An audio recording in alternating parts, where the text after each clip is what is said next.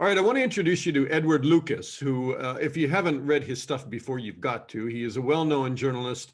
I know him from his days at The Economist. He's written brilliant pieces about Eastern Europe and Putin and Russia. And he is now with CEPA, the Center for European Policy Analysis. Hi, Edward. So again, hi, Edward. Hello, nice to be on the show. Edward, let's talk about Belarus. On Monday, the ex-Soviet country's interior ministry threatened to fire on protesters, marking a major escalation. I mean, they're talking about using live ammunition on protesters. That is an escalation, and the regime was lashing out over the weekend against the Women's March on Saturday, against the big demonstration on Sunday, and then again on Monday when it was pensioners marching.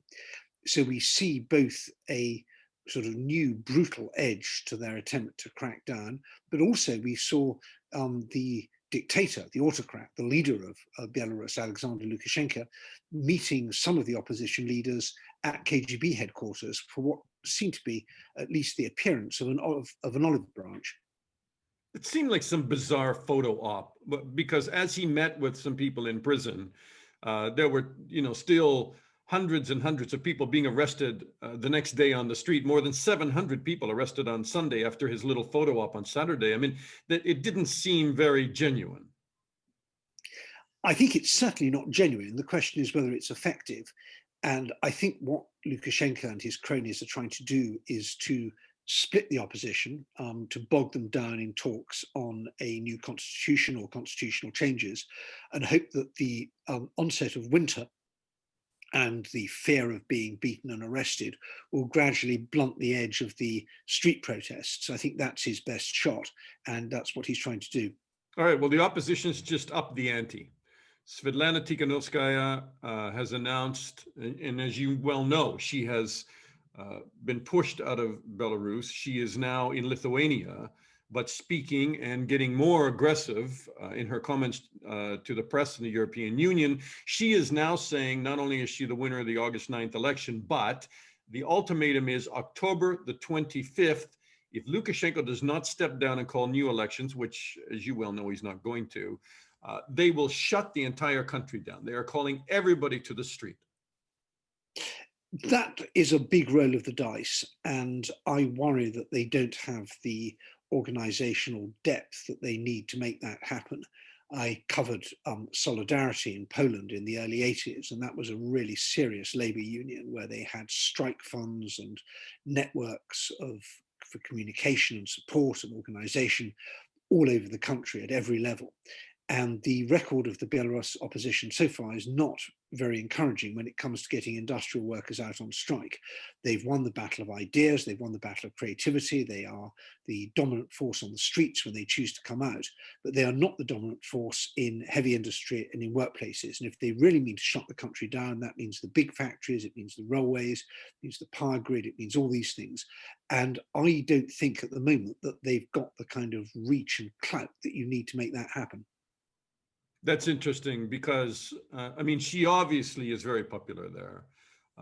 And she is accusing the authorities now of state terror while her husband remains in prison. And she had a telephone conversation with him and to show that he is not cowed by remaining in custody all these months. He has told her she needs to be more aggressive, that the opposition needs to be more aggressive, and they need to really confront Lukashenko now.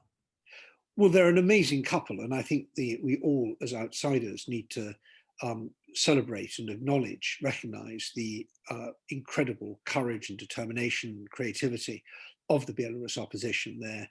It reminds me of the collapse of communism 30 years ago, the sort of extraordinary scenes we saw on the streets of the cities of Central and Eastern Europe in that long ago era. But the trouble with being abroad as an opposition leader is you do lose contact with what's happening back in the homeland. And I think that it's a gamble to say that they can bring the country out on strike. It's possible they're trying to bounce the regime into negotiations and they will then lift the strike threat. It's also possible the regime says, fine, bring it on. Anyone who goes on strike gets fired. Now what? And if the strike is not effective, that would be a big blow to the opposition's credibility and also to the personal credibility of Mrs. Tikhanovskaya. Are you amazed at the tempo when you take a look at what's happening there every weekend? On Sunday, these marches, 100,000, 200,000, not only in Minsk, but across the country.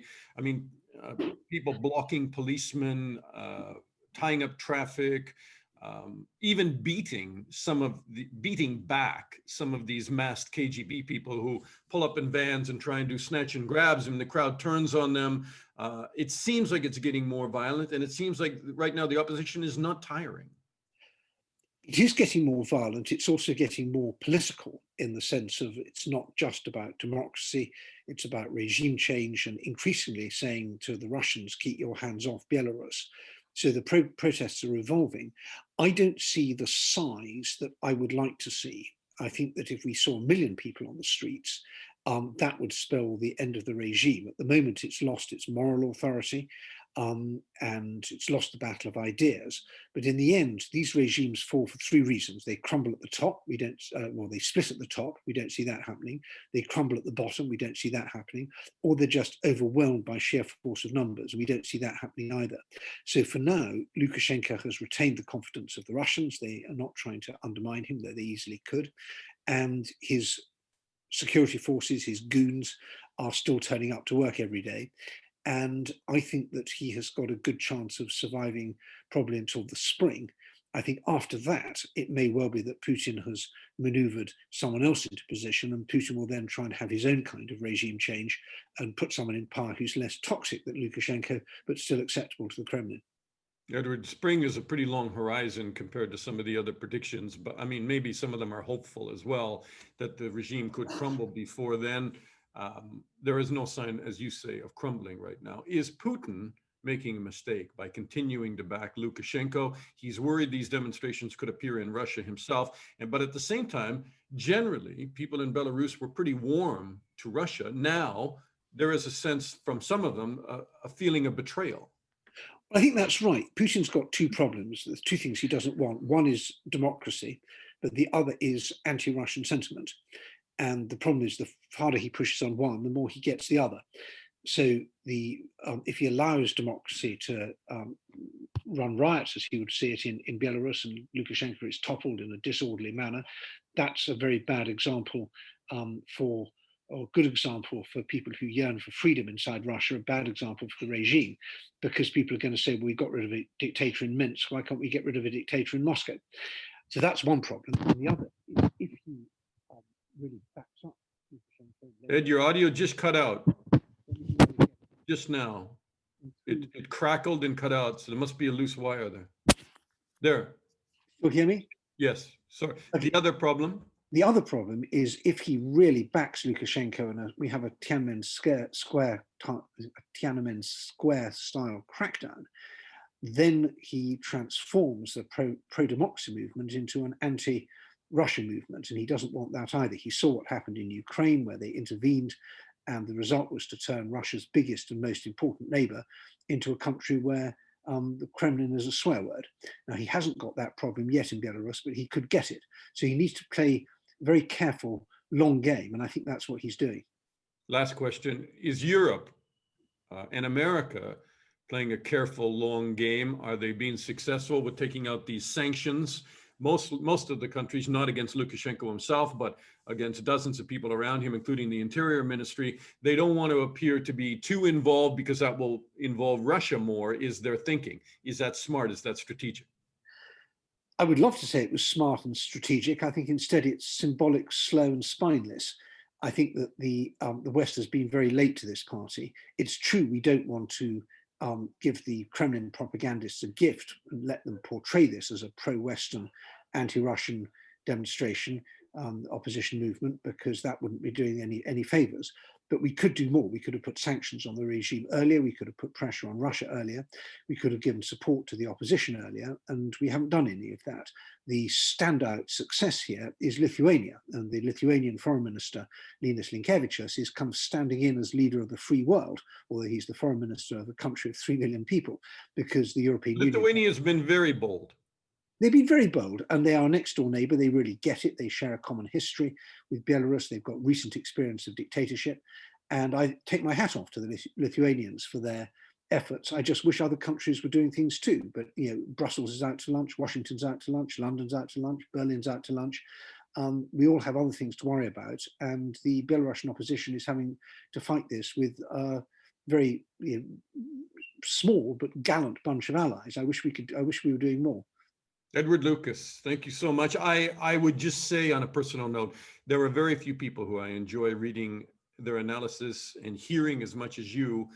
You're at the Center for European Policy Analysis now. I hope people follow you and read your material, and I really appreciate all of your time, Edward. Thank you so much.